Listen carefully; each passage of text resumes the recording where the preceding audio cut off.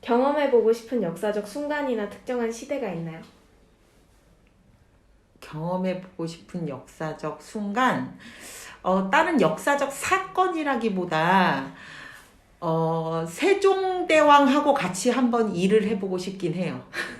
네. 혹사당하실 것 같은데 선생님 일 너무 네. 잘해서? 아니에요. 그렇지 않고요. 어쨌든 세종대왕 같은 진정한 리더와 함께 일을 한번 해보고 싶다는 생각을 하긴 했어요. 세종대왕에 대해서 알면 알수록, 배우면 배울수록, 저런 리더와 함께 일해보고 싶다. 내가 저런 리더가 되고 싶다는 능력이 안 되는 걸 알고 있기 때문에 저런 사람 밑에서 한번 일을 해보고 싶다라는 생각을 해본 적은 있어요. 좋습니다. 네. 다음 질문. 만약 역사 속 인물로 산다면 네. 어떤 인물로 살고 싶나요? 역사 속 인물이라 직업도 상관없습니다. 직업. 글쎄, 난 남자로 태어났을 것 같은데 역사 속에서 우선 솔직히 우리나라 역사 속에서 여성으로 태어나고 싶진 않고요. 네, 특히 조선 시대에서는 더더욱 여성으로 태어나고 싶진 않고요. 네. 네, 남성으로 태어났었으면 좋았을 것 같고 이성격 이대로 태어난다면 문관보단 무관이 어울리지 않을까. 장군 쪽이나 이런 쪽이 어울리지 않을까 싶어요. 아니면 아까 1번하고도 일맥상통하는 건데 그 세종대왕 밑에서 일을 하는 문관이 정돼야 된다면 세종대왕 밑에서 일을 하는 문관 내지는 세종대왕 밑에서 연구하는 집현전 학자 뭐 이 정도. 네. 좋습니다. 네. 그러면 다음 한국사 중에 네. 기억에 남는 사건이 있다면?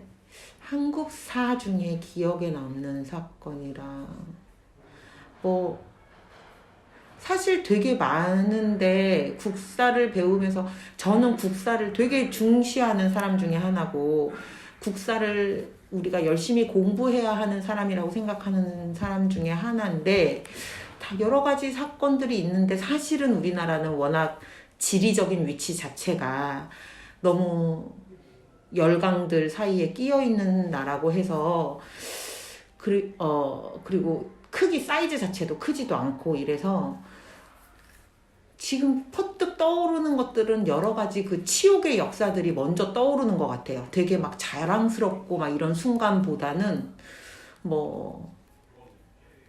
병자호란, 임진왜란 뭐 이런 약간 우리가 많이 괴롭힘을 당한 순환과 치욕의 역사가 많이 떠오르긴 하는 것 같은데 아까 질문이 뭐였죠?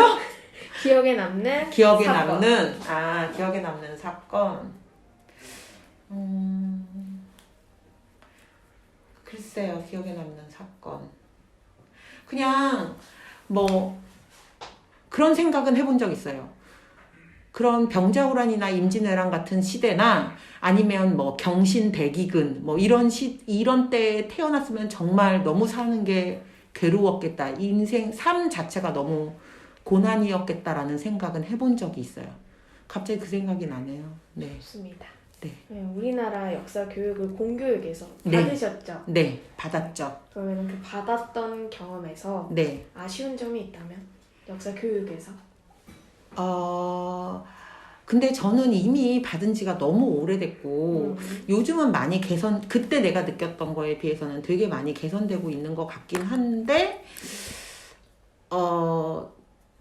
충분히 역사가 되게 그러니까 요즘에는 설민석, 최태성 이런 그 일타 강사들 이런 분들이 워낙 재밌게 썰을 풀어주시고 해서 역사를 되게 재밌게 배울 수 있는 것이 그런 기회가 많잖아요. 온라인 강의나 TV 프로그램들도 많고 요새는.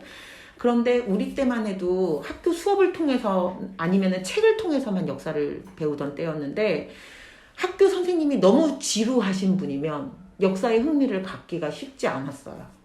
몇몇 약간 매니아층, 역사책 드립다 파는 매니아층 아이들이 아닌 이상 선생님이 되게 재미없게 설명하고 그냥 교과서 줄줄 읽는 수준으로 수업하시고 이런 선생님들을 만나면 역사를 재밌게 공부할 만한 그런 기회가 별로 없었던 것 같아요. 우리 때는.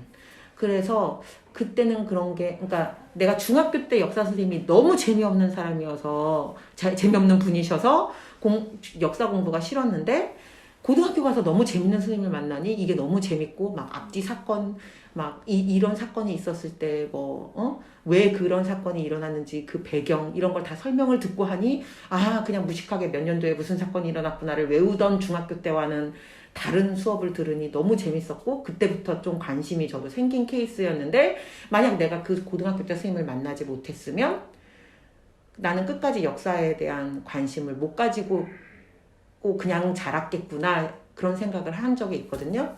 그래서 그런 좀 이렇게 재미있는 콘텐츠나 재미있는 강의 같은 게 무료 강의 같은 게 한국사에 관한 한 다른 과목은 유료든 뭐든 뭐 돈 내고 하든지 뭐 이러더라도 한국사에 관한 한 많이 무료 강의나 무료 프로그램이나 이런 게 좀 많이 풀렸으면 하는 생각이 있습니다.